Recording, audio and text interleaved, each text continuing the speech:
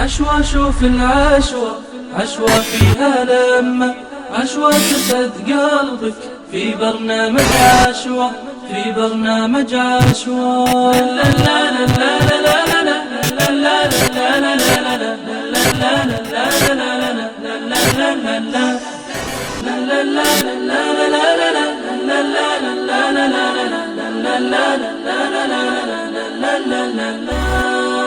خير الليالي جلستنا محلاها، تجمعنا المحبة في الله الأخوة، غيمتنا التواصل وامطاره لقياكم، وازهاره ضحكاتكم في الأوقات الحلوة. غيمتنا التواصل وامطاره لقياكم، وازهاره ضحكاتكم في الأوقات الحلوة. عشوة يا ألفاتنا، عشوة ترابطنا، عشوة سعاداتنا، نبدأ خطوة بخطوة، نبدأ خطوة بخطوة، نبدأ خطوة بخطوة. أهلا هلا فيكم، بالحب نحييكم، معكم سعاداتنا في برنامج عشوة، في برنامج عشوة. الرحمن الرحيم. الحمد لله رب العالمين الرحمن الرحيم مالك يوم الدين، وأشهد أن لا إله إلا الله وحده لا شريك له، وأشهد أن محمدا عبد الله ورسوله. أما بعد أحبتي في الله عز وجل. Vous l'avez bien compris, on va parler de la musique, on va parler des chants, on va parler de ce qu'on appelle al-anajid al-islamiyya, donc ces chants islamiques qui sont répandus aujourd'hui. On va parler de tout cela avec l'idnillah azza wa jalla. Parce que vous savez qu'on est dans une époque où il y a beaucoup de gens qui, même au nom de l'islam, au nom du Coran et de la Sunna, eh bien, ils se sont permis de dire que c'était autorisé d'écouter certains chants à partir du moment où il y avait des conditions requises. Et quand on analyse leurs conditions, c'est quoi? À partir du moment où ces chants ne poussent pas aux tentations, ne sont pas accompagnés de paroles perverses, à ce moment-là, dans tous les cas, c'est autorisé. Même s'il y a des instruments de musique, il y a rien. Donc, avant de rentrer dans ce sujet, dans les détails, et de, ici, débarrasser les cerveaux et les cœurs, de toutes ces ambiguïtés, eh bien, il est important de citer 3 points essentiels pour bien comprendre ce sujet avant tout. Le premier des points, il faut savoir que dans le Coran al-Karim, et dans la sunna authentique du prophète il y a ce qu'on appelle al-mutashabih. On pourrait traduire avec une traduction approximative par ce qui est ambigu, c'est-à-dire où c'est plus, on va dire, propre et meilleur de dire, c'est des versets qui ont plusieurs, ou des textes qui ont plusieurs, ou peuvent avoir plusieurs interprétations. C'est-à-dire qu'ils ne sont pas clairs et tranchants. Allah l'a voulu ainsi. Mais ici, il faut savoir qu'il n'y a pas de contradiction dans le Coran et dans la sunna. Mais Allah a fait les choses ainsi.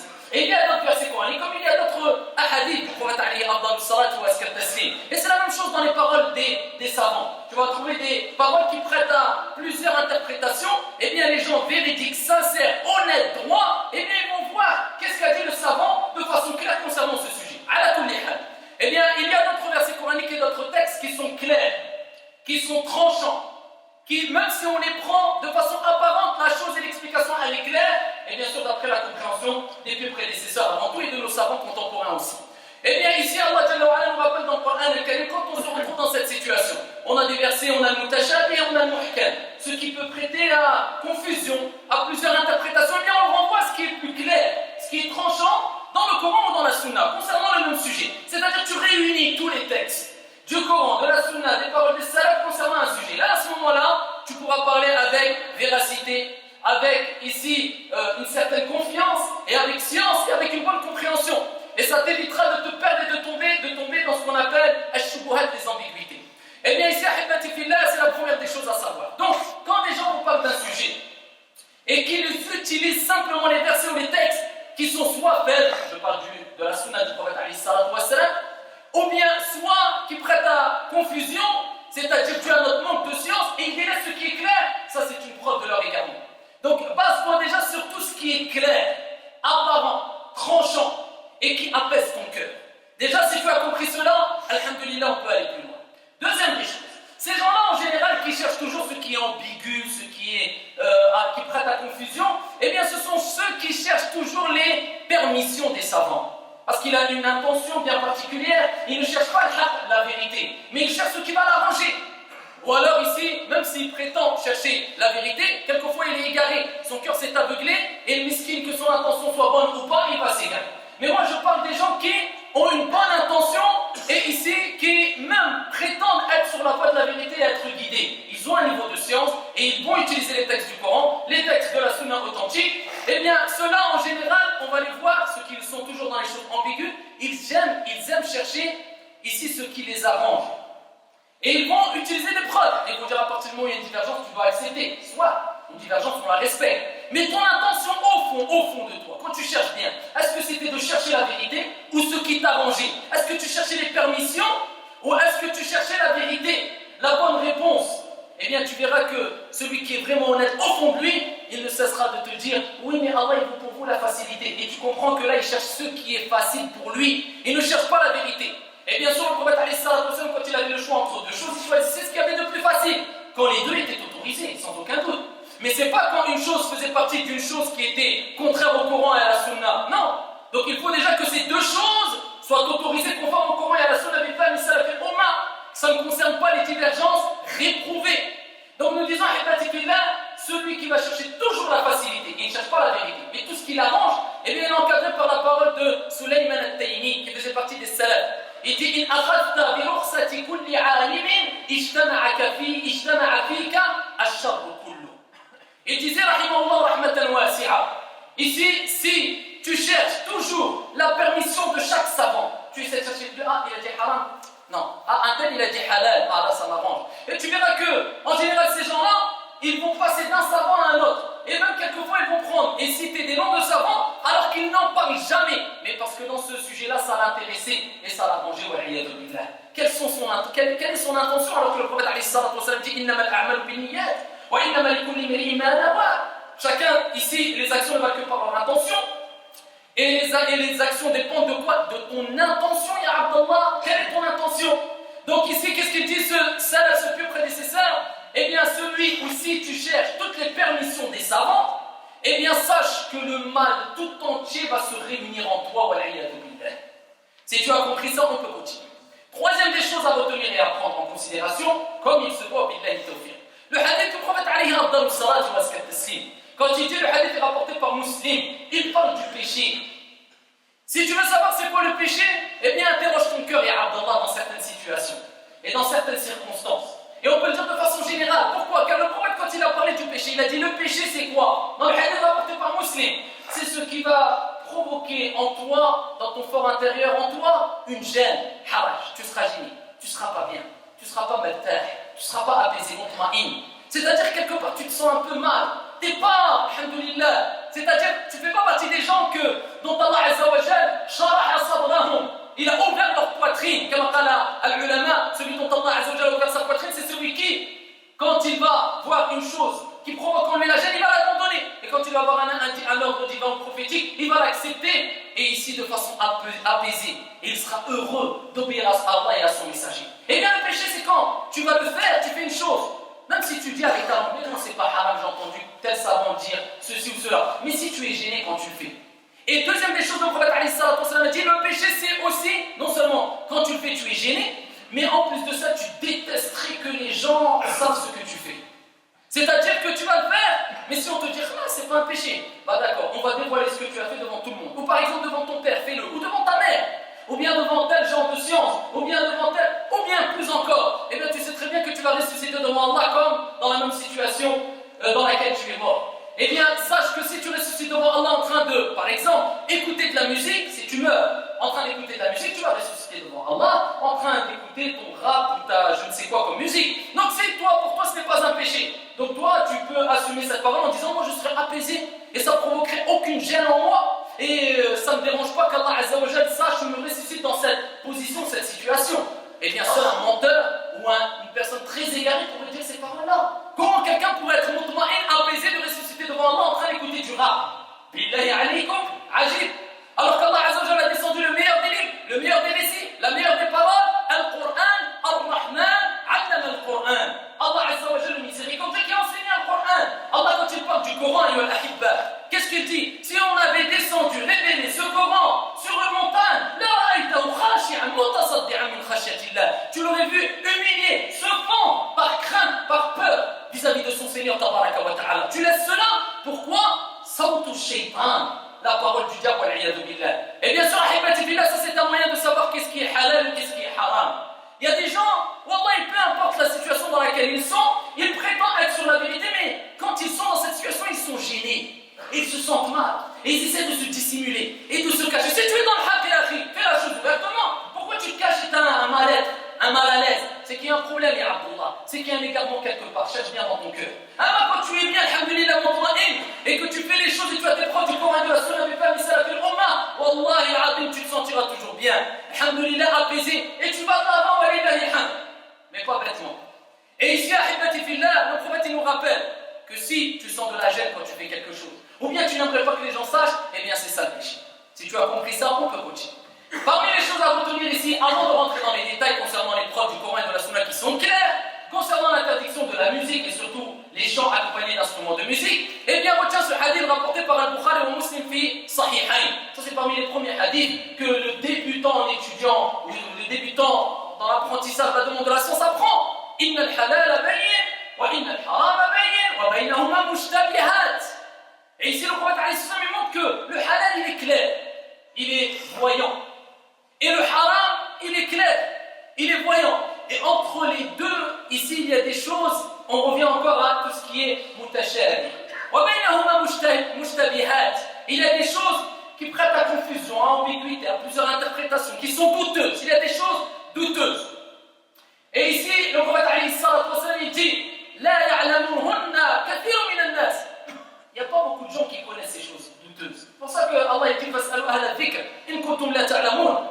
Et ici, il dit il n'y a pas beaucoup qui connaissent ces choses douteuses. فَمَنِ اتَّقَى الشُّبُهَاتِ فَقَدْ اسْتَبْرَأَ لِدِينِهِ وَعِرْضِهِ وَمَنْ وَقَعَ فِي الشُّبُهَاتِ فَقَدْ وَقَعَ فِي الْحَرَامِ. Il dit celui qui se prémunit de ces choses douteuses, tu vois une chose douteuse, eh bien, tu t'en éloignes. Eh bien, ici, il aura mis à l'abri non seulement sa religion, mais son honneur. Et il dit celui qui waqa'a fi shubuhat, les choses ambiguës, bien que ce sujet, il n'y a rien d'ambigu. Hein. C'est clair. Mais même si c'était des textes qui pourraient prêter à plusieurs interprétations, qui pourraient nous paraître dû à notre manque de sens confus, là. Mais c'est clair. Alors que dire des choses claires?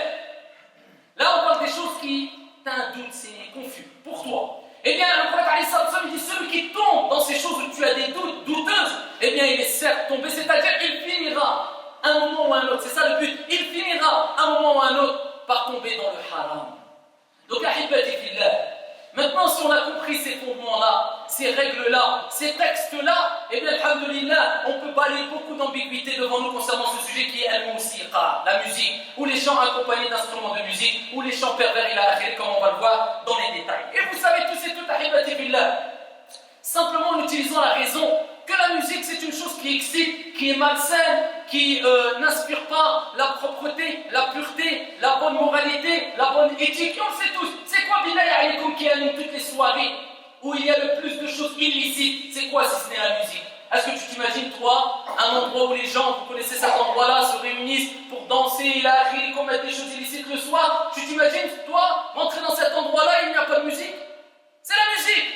Parce que la musique c'est un excitant. Parce que la musique c'est une drogue, parce que la musique c'est une arme qu'utilise Shaitan et qu'aime Shaitan. Et pourquoi pas parce que la musique, et particulièrement les chants, eh bien c'est la voix de Shaitan, comme on va le voir bi'idhnillahi azza wa jalla.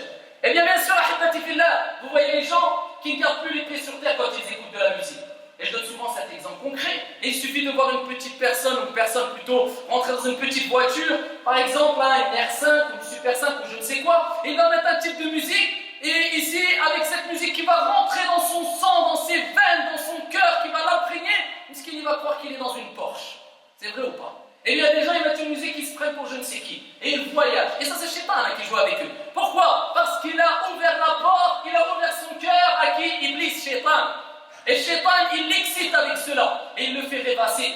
Et ici, il le fait voyager dans les pays de l'illicite. Wal'iyadu billah. Alhamdulillah, il garde les pieds sur terre. Et c'est qu'il n'y a rien de vrai si ce n'est Kalamullahi Azza wa Jal wa Kalamul Habib alayhi afdalu salatu wa azka taslim. La parole d'Allah et de notre noble messager alayhi salatu wa salam qui veulent notre bien ici-bas et dans le delà éternellement. Et personne ne veut plus ton bien qu'Allah Jalla fi'ula et le prophète alayhi afdalu salatu wa azka taslim. Et personne ne veut plus ton mal que qui Iblis Shaitan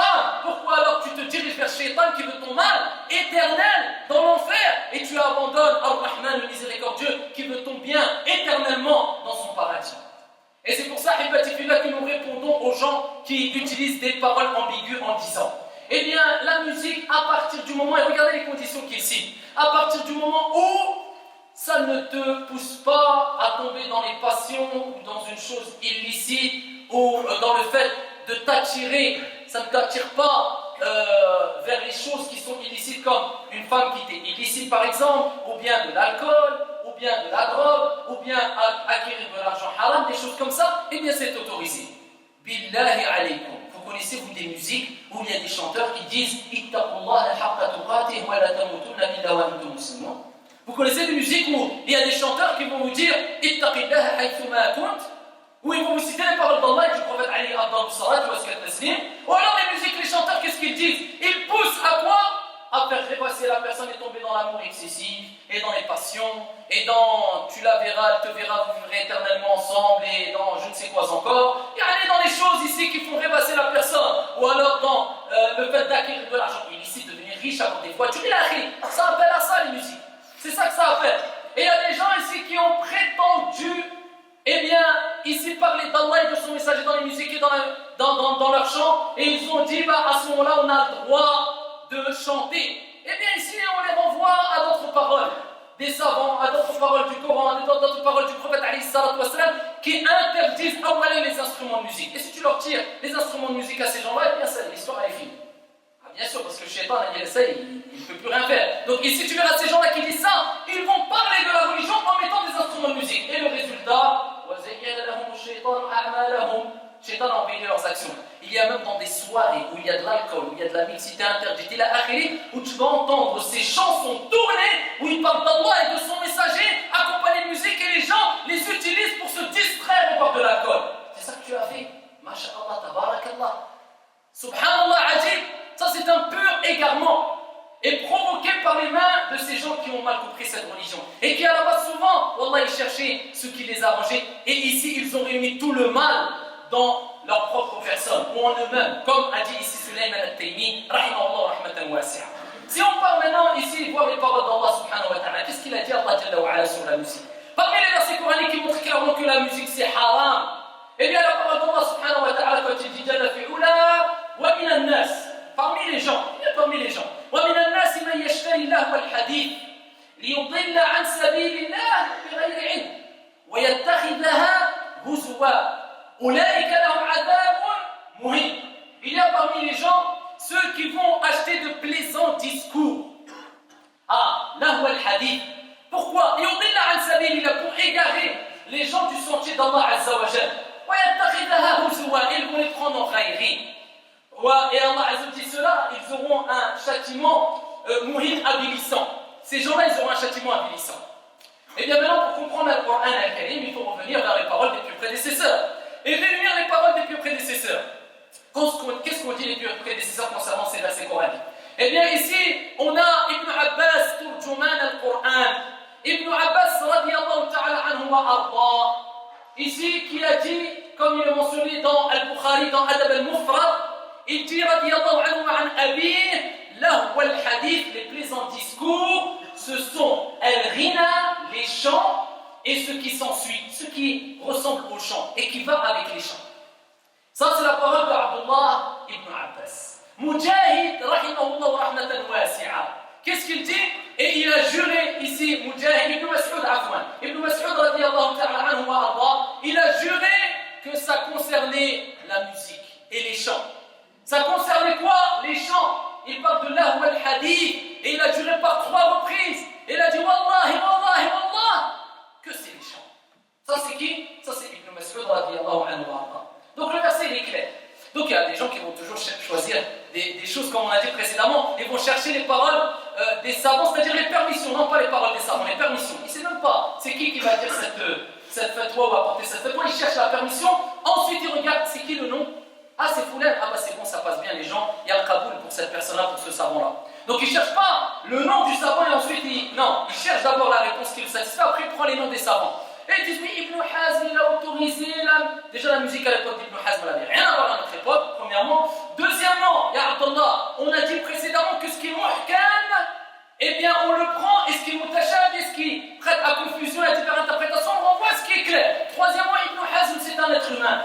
Ce n'est même pas pas un compagnon, radiyallahu anhum, et ici qu'Allah lui fasse miséricorde, c'est un grand savant, Ibn Hazm, rahimahullah rahmatan wasi'a, et ici les ulama ont répondu, et la quasi-totalité des savants ont répondu en disant qu'il s'est trompé sur cette question-là.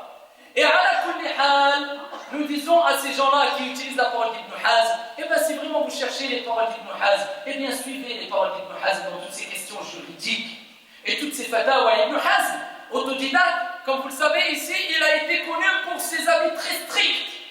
Eh bien tu verras ceux qui cherchent la permission, ils prennent jamais ou quasiment jamais les paroles d'Ibn Hazm dans les autres questions, que ce soit la prière qui est faite après l'heure, que ce soit le rattrapage de la prière, il a arrêté. Voilà qu'il a Ibn Hazm. Et on voit les gens qui ont des maladies dans leur cœur, d'accord, ils ont ce penchant, un penchant vers le mal. Eh bien, allez voir ce qui les arrange, eh bien, nous avons apporté les paroles d'Ibn Mas'ud, on a apporté les paroles ici d'Ibn Abbas, et ici il y a les paroles de l'imam Malik, Shafi'i, Ahmed qui vont venir, Inch'Allah ta'ala.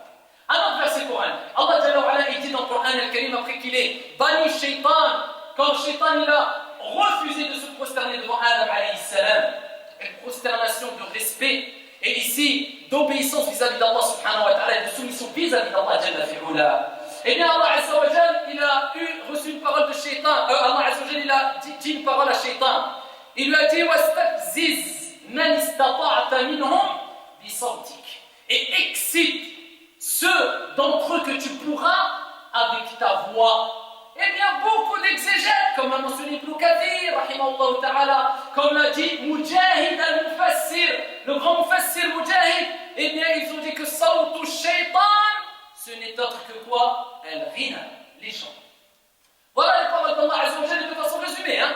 On ne va pas citer toutes les paroles des savants, ce qu'a dit Ibn Qayyim et après. Là, ici, je dis simplement des références pour que ça soit clair et simple à retenir pour toutes et tous, Inch'Allah ta'ala. Maintenant, quand on passe au texte du prophète Ali Abdul Salat wa Skatassim, on prend le texte rapporté par Al-Bukhari, vérifié par Sheikh Al-Albani. Si certains disent, ah non, mais c'est dans Adab al-Mufrad. Et dans Adab al-Mufrad, tous les hadiths ne sont pas authentiques. Eh bien, dans Adab al-Mufrad, ce hadith, il y a des choses à dire concernant l'isnad. D'un coup, ça devient des savants du hadith.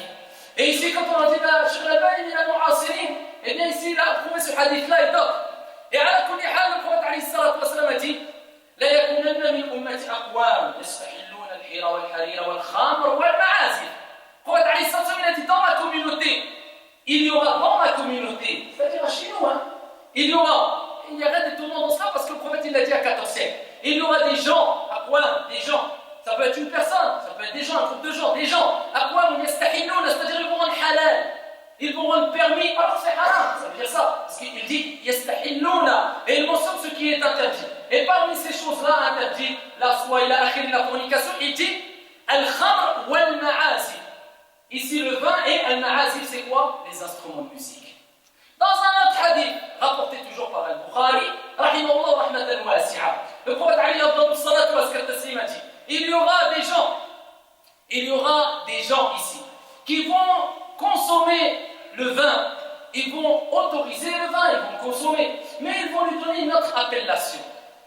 Et ça, il y a des professionnels et des artistes en la matière. Et bien, ils vont embellir le mal. Et c'est-à-dire, ils vont consommer le vin. Voilà qu'ils vont lui donner une autre appellation, un autre nom. Pour dire non, ça c'est pas vraiment de l'alcool qui est interdit, mais c'est. Et il dit alayhi salatu wassalam, et ici, ils utiliseront des instruments de musique. Ils vont ici utiliser les instruments de musique, pas dire la musique, les instruments de musique, et chanteront au-dessus de leur tête des chanteuses. Eh bien, ces gens-là, comme il est relaté dans Sahih, le prophète Ali sallallahu alayhi wa sallam dit Allah va les engloutir dans la tête. Et ils vont en transformer qiradatan wa khanazir. Ici, certains d'entre eux en singes et en porcs. Certains savants ils ont dit que c'est vraiment des singes et des porcs. Ils vont se prendre ça va être des singes, des vrais singes et des porcs. D'autres, ils ont dit non. Eh bien, ils auront les caractéristiques mauvais, nuisibles, déficients qu'ont les porcs et les singes. Dès qu'il restera un être humain, première interprétation ou deuxième interprétation. La première ou la deuxième explication, c'est grave. Des singes ou des porcs, comme le prophète Ali Abdul Salat wa Skatassim a dit.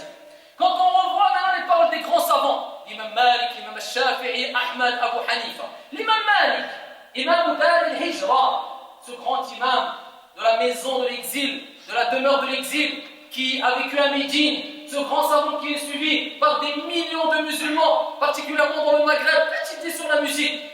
Et toute musique, hein, parce que je ris parce qu'une personne parmi les jeunes, ici un enfant, quand je l'exhortais, bien sûr, parce qu'on se doit de faire envie aux enfants et d'expliquer et d'apporter la crainte d'Allah aux enfants et pas de les traumatiser, de leur faire peur, et bien on s'adapte à leur niveau. Et bien quand je lui parlais de la musique et des chants, il m'a dit, mais ma mère elle m'a dit que la musique arabe c'était halal. Parce que maintenant les gens ils pensent, et ça, il y a des personnes âgées aussi, ils disent, dès qu'ils chantent en arabe, eh bien bah, c'est de l'arabe. Non, c'est là, tous les arabes ne sont pas musulmans, tous les musulmans ne sont pas arabes, ya Abdallah. Il y a des gens qui ne sont pas arabophones, wallah et l'arabe, ils ont devancé en piété des gens qui manient au niveau de al-fasaha ou al-balagha, la langue arabe des millions de kilomètres. Eh bien, ils chantent en arabe, c'est pas haram, c'est halal. Ouais, les musiques arabes aujourd'hui sont pires que les musiques françaises. Quand on entend des musiques arabes, on a le shirk qu'il y a dedans, et tu retrouves le tasawwuf, tout ce qui concerne les musiques des soufis, là, ala kulli hal. Donc ici, nous disons ahibati fillah. L'imam Malik, rahimahullah, qui est suivi par des millions de musulmans, et son grand imam de référence, eh bien, quand on l'a ici interrogé sur la musique et les chants, eh bien, il a dit la yaf'aluhu indana illa al-fussaq. Ne le chante, ne l'utilise, les chants, la musique chez nous, que les pervers. L'imam Ahmad, rahimahullah, rahmatan wasi'a, il dit concernant les chants, eh bien, il dit ça fait naître un nifaq fil qalb. Tunbitu nifaq fil qalb. Ça fait naître l'hypocrisie dans le cœur, wal-iyadu billah. L'imam Abu Hanifa, il a été tranchant sur la question aussi, wa kadalik l'imam al-Shafi'i. Et c'est pour ça que Ibn Taymiyyah, rahimahullah, rahmatan wasi'a, dit ittafaq al-a'imma. Ils se sont mis d'accord, les imams, c'est-à-dire les 4 imams, concernant le fait que la musique et les chants sont haram. Et ici, il est une chose à noter. Il y a des gens qui vont me dire, oui, mais moi j'ai de l'attirance quelquefois. Quand j'étais dans le paganisme ou avant d'entrer dans l'islam, il y avait des musiques qui m'attiraient. Eh bien, ici, je suis dans l'islam, j'ai abandonné la musique et les chants. Mais quelquefois, voilà, je rentre dans un magasin ou autre, et j'entends une musique que j'aimais avant. Et ici, qui m'attire. Est-ce que c'est grave, c'est une preuve de mon manque de iman? Eh bien là, il y a une chose à analyser. Il y a une différence entre détester le commandement, l'ordre divin et l'interdiction divine ou prophétique, et détester la chose en elle-même. Ou ne pas aimer la chose en elle-même. Ça veut dire quoi? Si par exemple une personne va dire, moi je ne te cache pas, la musique ça m'attire. Il y a une telle musique, je ne veux pas te mentir, je l'aime bien. Laquelle je la délaisse. Pourquoi? Parce que j'aime les ordres et les interdits d'Allah Azza wa Jalla. C'est-à-dire, tout ce qu'Allah Jalla wa Ala interdit, je l'aime bien parce que je sais que c'est quelque chose qui est interdit. Et tous les ordres, les commandements divins, je les aime parce que ici je sais que c'est des choses qu'Allah Jalla wa Ala a ordonné, ce n'est qu'un bien. C'est-à-dire qu'il dit, je l'aime bien cette chose-là, mais ici je l'abandonne, pas parce que je la déteste, mais parce qu'Allah Jalla wa Ala l'a interdit et j'aime ce que Allah Jalla obéir à Allah Azza wa Jalla. Tout simplement, pour pas qu'il y ait d'ambiguïté. J'aime obéir à Allah Azza wa Jalla. Et bien à ce moment-là, nous disons, il n'y a aucun problème, c'est une chose naturelle. À titre d'exemple, une personne va porter la barbe. Il va dire, Wallah, et moi personnellement, bien que Aïcha a dit, Subhanallah, zayyana wujuha al-rijal bil-liha, gloire à celui qui a embelli les visages des hommes avec la barbe, nous disons au moins la moindre des choses, laisse quelques poils pour différencier l'homme de la femme. Elle m'a laissé la barbe longue, etc. Bien qu'il y ait un khilaf comme l'orage, il est clair, mais au moins laisse quelque chose sur ta. On voit que tu as un homme, rajoul, masha'Allah. Donc ici, la personne va dire, Wallah, et la barbe, moi personnellement, je n'aime pas. Ça ne me va pas, je n'aime pas. Est-ce qu'on va dire, A'udhu billah, tu n'aimes pas un commandement divin, tu n'aimes pas? Non. Mais lui va te dire, Wallah, et Allah, il va dire de mettre, il va ordonner de porter la barbe. Ou le prophète alayhi salatu wa sallam, il va dire un tel qui recommande ou ordonne de porter la barbe, il va dire, Wallah, il ordre, je l'aime et je l'accepte. Mais moi, c'est ça que j'aime pas la barbe, c'est-à-dire parce qu'elle ne va pas. Est-ce qu'il y a un mal? Les ulama, ils ont dit, il faut faire la distinction, il n'y a aucun mal. Ça pour nous dire, ahibati fillah, qu'il y a une distinction ici à faire et que même si tu as des attirances, c'est normal. Parce qu'Allah Jalla wa Ala, il a fait qu'il y a des choses qui nous attirent. Et le fait de les combattre, ça c'est un djihad, c'est un combat, c'est tout à fait normal. Et c'est pour ça que ces choses qui nous attirent, eh bien ici, ne provoquent pas le mal et ne mets pas de l'huile dans le feu et ne mets pas tes pieds dans un terrain que tu sais très bien que tu n'arriveras pas à t'en sortir et éloigne-toi au maximum. Et c'est pour ça que Allah Jalla wa Ala, il dit dans le Coran al-Karim, wa la taqrabu zina, il dit pas wa la taznu, wa la taqrabu zina. N'approchez pas la fornication, il dit pas ne forniquez pas, n'approchez pas. Parce que juste simplement tout ce qui mène vers la fornication, c'est haram. C'est encore plus dur et strict que s'il avait dit ne forniquez pas. Parce que là, il a interdit non seulement le zina, et tout ce qui mène vers la fornication. Et pour empêcher la personne, ici, de provoquer sa propre destruction, parce qu'ici, Allah Jalla wa Ala, que l'être humain est faible, comme il dit, wa khuliqa al-insanu da'ifa. Et c'est pour ça qu'il a été appelé, ahibati fillah, le chant, comme l'a dit Ibn Mas'ud, l'a repris Ibn Taymiyyah, ruqyat zina, l'incantation de la fornication. C'est un moyen pour faire réveiller la fornication en toi. Pourquoi? Parce que c'est un moyen qu'utilise le shaitan ici pour te mener vers la fornication. Et beaucoup sont tombés dans la fornication en passant par quoi? La musique et les chants. Et se sont rappelés des histoires de je ne sais quoi, à travers quoi? La musique et les chants, c'est une chose réelle. Et donc c'est pour ça, on se doit de s'en éloigner au maximum, parce que ça fait naître l'hypocrisie dans le cœur et ça n'apporte qu'un mal, wal'iyadu billah. Et pour terminer, il y a des jeunes, et particulièrement, qui, comme tu sors d'autres noms de pieux prédécesseurs, de plus anciens comme savants, eh bien ils sont perdus. Donc pour les réconforter, se mettre à leur niveau, Ibn Baz, bien qu'on reconnaît que c'est des grands savants. Mais les plus grands savants, ce sont ceux qui les ont précédés. L'imam Malik, Shafi'i, Ahmed. Ala kulli hal, on va rester avec leur parole. Cheikh Al-Albani, rahimahullah ta'ala, oui, il a dit al-anashid al-islamiyya bid'a, c'est un terme qui n'existait pas. Et ce qui existait, c'était quoi? C'était ici les al-abiyat, c'était les poèmes, etc. À l'époque du prophète alayhi salatu wassalam. Lakin al-jumhur, comme l'a dit Ibn Baz, il n'y a pas de mal de dire anashid islamiyya. C'est pour savoir de quoi on parle. Eh bien, ces chants islamiques, eh bien, il y a une catégorie qui est autorisée. Comme ici, il est relaté dans Sahihayn, Al-Bukhari ou Muslim, parmi les preuves. Hassan ibn Thabit, radiyallahu anhu warda, il était dans la mosquée, et ici, il y avait Umar ibn al-Khattab, Abi Hurayra, radiyallahu ta'ala anhuma, et bien ici, il a commencé à faire des chants à travers des vers, à travers des vers, des poèmes. Et ici, Umar ibn al-Khattab, radiyallahu anhu warda, ici, il a trouvé de la répulsion pour cela, il n'a pas apprécié cela. Eh bien, il lui a répondu en disant, eh bien, moi je le faisais alors qu'il y avait devant moi meilleur que toi, et ce n'était autre que Muhammad alayhi salatu wassalam. Donc ici, il disait, moi je le faisais, le prophète il ne m'a pas interdit de le faire. Et Abdullah ibn Rawaha, parmi les plus grands des compagnons, quand il a participé à la bataille de Mu'ta, très connu, eh bien, il était connu pour motiver les troupes. Et il chantait ici des anajid islamiyya, des chants ici islamiques et des vers. Et il a rapporté qu'il chantait et qu'il était connu pour ses chants. Et ici, les savants, ils ont dit c'est autorisé avec des conditions. À partir du moment où c'est des paroles saines, et ici, qui sont salima, elle est exempte de toute chose qui va à l'encontre de l'éthique musulmane, du Coran et de la Sunna, pas de shirk, pas d'association, pas de paroles perverses, etc. Qu'il n'y a pas d'instrument de musique. On en a parlé des instruments de musique précédemment. Et Al-Ma'az revient souvent dans, ici, les paroles des salafs et les hadiths du prophète alayhi salatu wassalam. Et que les savants ont rajouté que tu n'en fasses pas une habitude. Parce que le prophète alayhi salatu wassalam, un jour, il a vu un compagnon qui ne cessait de chanter des vers quand c'était autorisé. Et ici, il a réprouvé cela, il a dit d'arrêter. Pourquoi? Parce qu'il en avait son habitude. Toute la journée, il le faisait. Et ici, il y a meilleur que ces vers, bien qu'ils soient autorisés à la base. Il y a Kalamullahi azza wa jal, les paroles d'Allah subhanahu wa ta'ala. Donc, quand tu n'en fais pas une habitude, toute la journée, tu en écoutes. Et tant que, ici, ils sont préservés de mauvaises paroles, etc. Tant que c'est pour une raison, c'est-à-dire, ça te motive à adorer plus Allah, à penser à Allah et à son message. Attention, retenez bien ça. Donc, ça te motive, il y a une raison. Ça te fait, c'est une des causes qui fait augmenter ta foi. Ça peut être une des causes, bien sûr, parce qu'on parle d'Allah, du message et de l'islam, de Coran dans les anachis. Eh bien, à ce moment-là, s'il n'y a pas d'instrument de musique, c'est autorisé. D'accord? Amma les anachis qui sont interdits, déjà ceux qui, même si tu parles d'Allah, de son message et des choses bonnes, accompagnés d'instruments de musique, on les balaye, on n'en parle pas. Sauf dans les mariages, ou bien Eid al-Fitr, ou bien Eid al-Adha. Comme le prophète alayhi salatu wassalam l'a autorisé quand il y avait ici les jeunes fillettes qui étaient rentrées et qui chantaient, et les savants ont rappelé que c'était des jeunes fillettes dans Bukhari, et c'était le jour de l'Eid, et le prophète alayhi salatu wassalam a approuvé cela. Donc quand c'est Eid al-Adha ou Eid al-Fitr, ou bien le jour du mariage, Cheikh Al-Albani, certains savants ont dit qu'ils ont délimité à ces trois occasions. Quand ils ont dit toutes les occasions permises en islam. Et le mieux c'est délimité à ces trois occasions. Parce qu'on sait très bien l'être humain, dès qu'on ouvre une porte, Allahul Musta'an. Voilà, saddan lil-dhara'i' ou lil-dhari'a, le mieux c'est de limiter à ces trois situations. On a le droit d'utiliser le douf. Le douf c'est cet instrument ici qui peut s'apparenter à ce qu'on appelle un bindir aujourd'hui, d'accord, sans fil. Et bien à ce moment-là, dans ces situations-là, si les femmes chantent et disent des bonnes paroles, l'utilisent qu'entre femmes et dans une ambiance saine et que les hommes n'entendent pas, il n'y a pas de problème. Ça que dans ces occasions. Clair? Eh bien si, autrement, on est en dehors de ces occasions, il y a des instruments de musique, c'est haram.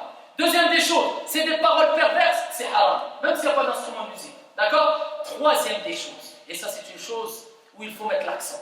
Et on s'en est rendu compte au fil des années, au fil des mois, et encore de plus en plus récemment.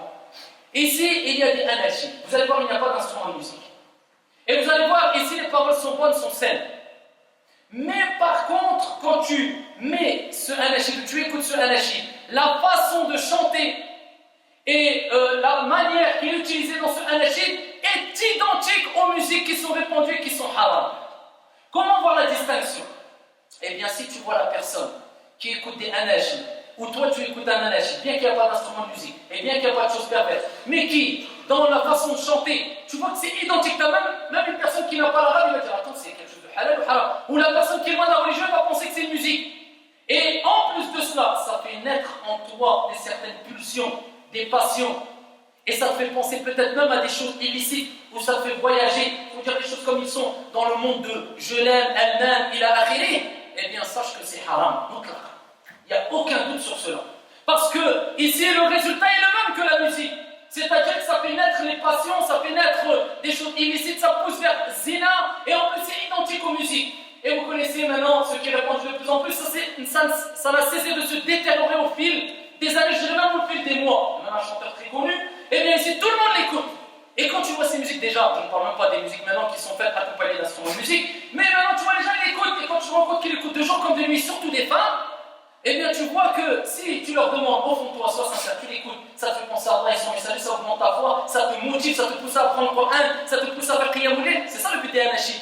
Et non, wallahi, que ça, même les anachid, tu vois, ça parle même et ça dérive dans les sujets de la monde et de je ne sais quoi encore. Eh bien ça c'est haram, comme l'a mentionné Ibn al-Uthaymin, rahimahullah ta'ala, wa ghayru min ahli al-ilm. Donc anachid, oui, avec des conditions, et c'est ça le wasatiyya, le juste milieu, wa kadhalika ja'alnakum ummatan wasata. لتكونوا شهداء على الناس ويكون الرسول عليكم شهيدا. Et c'est ainsi qu'on a fait de vous une communauté de juste milieu. Et c'est ça le juste milieu. Donc faites attention à ce deuxième type d'anachid. Et il y a une différence entre mettre un peu d'anachid, par exemple dans l'introduction d'un sermon ou d'une conférence, parce que là tu es dans un contexte de science. Ça te motive dans la science. Et tu l'écoutes quelques secondes.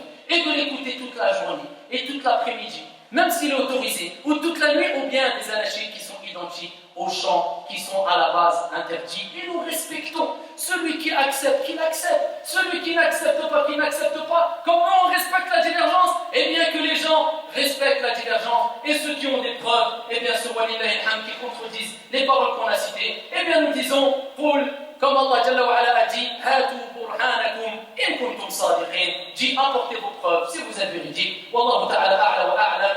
وأحكم وصلوا وسلموا رحمكم الله على نبي المختار كما قال جل في علا وأمرنا بذلك رب البرية حينما قال إن الله وملائكته يصلون على النبي يا أيها الذين آمنوا صلوا عليه وسلموا تسليما اللهم صل وسلم وزد وبارك على نبينا وحبيبنا محمد وعلى آله وصحبه أجمعين وارض اللهم عن الخلفاء الراشدين المهديين أبي بكر وعمر وعثمان وعلي ومن تبعهم بإحسان إلى يوم الدين اللهم اجعل اجتماعنا هذا اجتماعا مرحوما وتفرقنا بعده تفرقا معصوما ولا تجعل فينا ولا منا شقيا ولا محروما اللهم رد الأمة إلى الحق ردا جميلا اللهم رد الأمة إلى السنة الصحيحة ردا جميلا برحمتك يا ذا الجلال والإكرام اللهم أرنا الحق حقا وارزقنا اتباعه وأرنا الباطل باطلا وارزقنا اجتنابه اللهم اغفر لنا ذنوبنا وكفر عنا سيئاتنا وتوفنا مع الأبرار ربنا لا تزغ قلوبنا بعد إذ هديتنا وهب لنا من لدنك رحمة إنك أنت الوهاب اللهم استرنا ولا تفضحنا وكن لنا ولا تكن علينا وارحمنا ولا تعذبنا اللهم استرنا فوق الأرض